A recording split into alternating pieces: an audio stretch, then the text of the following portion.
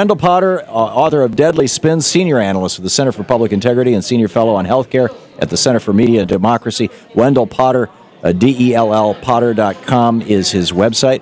Wendell, welcome back. Thanks, Tom. Glad to be back. It's great to have you with us. So we just heard from Shane Farnan, our law school graduate, associate producer, and Supreme Court reporter for the Talk Radio News Service, about the essence of what happened in the Supreme Court this morning.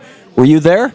I'm next door. I haven't been inside the courtroom, unfortunately. I've been hearing a little bit about how things were going, but I wasn't inside. Yeah. So what's your take on where we're at right now? Well, I'm encouraged, to tell you the truth. I think that at least Justice Kennedy is questioning the logic of the challenge to this case. I'm optimistic that the court will side with the government and say that the subsidies are legal in every state. Yeah.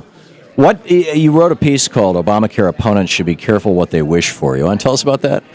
Yeah, because I read the amicus brief that the insurance industry submitted to the court, and it paints a very scary picture of what would happen in those states if that did not set up their own exchanges, if the government, if the court sides with the plaintiffs, and what we would see would be, frankly, a collapse of the insurance market in those states.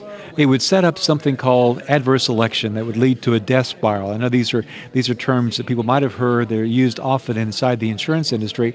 But adverse selection develops when the pool of people who can buy insurance becomes sicker and older. And that's exactly what would happen if the subsidies are taken away from people. People who are younger, people who are healthy, just simply would drop out of the market because they wouldn't have the ability to buy coverage. Right.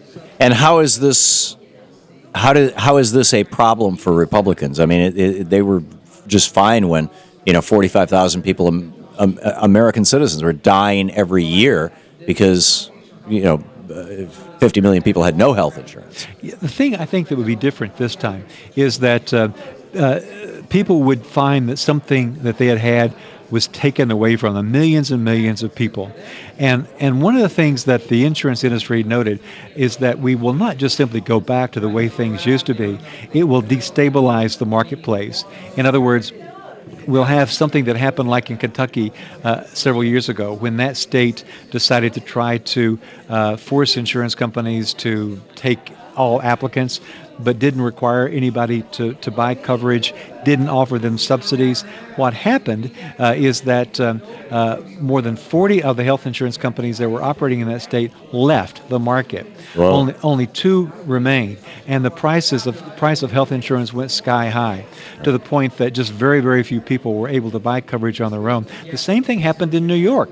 It went from, there were 1.2 million people who had insurance in the late 90s from the individual market. When they did something similar, by 2010, it had dropped down to 31,000 in New York State. Wow. So, but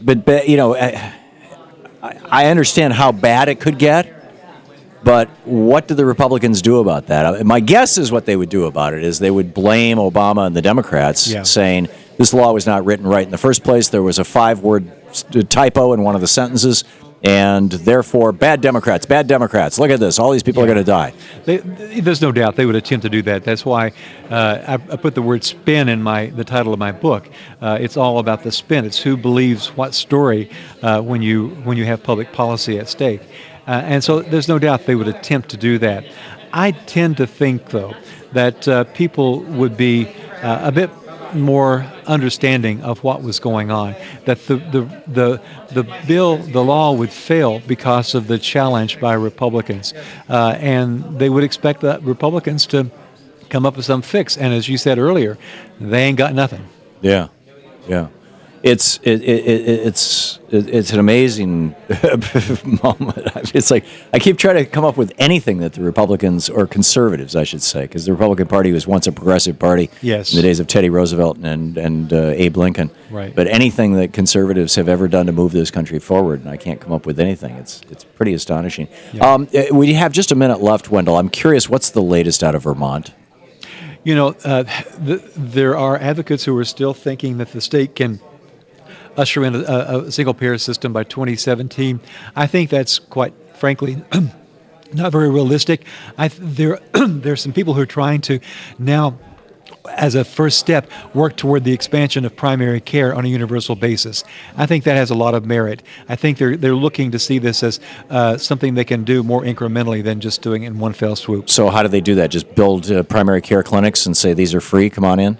Well, working with restructuring the system so that everyone at least has the ability to get some tax credits or some ability from the state to get primary care. Right. So they kind of back their way into it step by step, incrementally. Exactly. That's right. And Peter Shumlin is on board with that? Well, he's considering it, and so are state legislators, yeah. Interesting. Okay, Wendell Potter, author of Deadly Spin, senior analyst for the Center for Public Integrity, senior fellow in healthcare, Center for Media and Democracy, website wendellpotter.com. Wendell, always great to see you. Thanks for dropping by. Thank you, Tom.